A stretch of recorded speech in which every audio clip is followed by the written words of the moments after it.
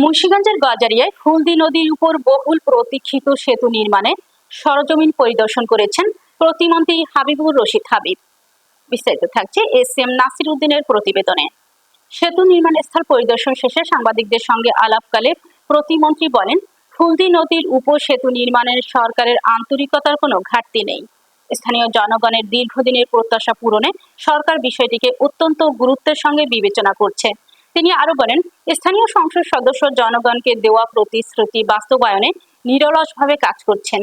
পরিদর্শনকালে প্রতিমন্ত্রী সংশ্লিষ্ট কর্মকর্তাদের সঙ্গে সম্ভাব্য সেতুর নকশা, সংযোগ সড়ক, ভূমি সংক্রান্ত বিষয় সহ বিভিন্ন দিক নিয়ে আলোচনা করেন।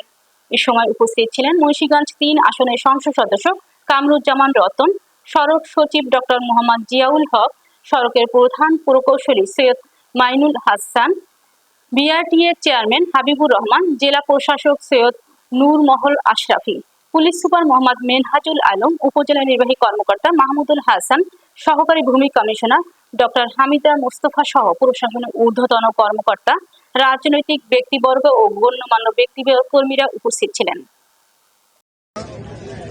এই বছর প্রতিফলিত হবে।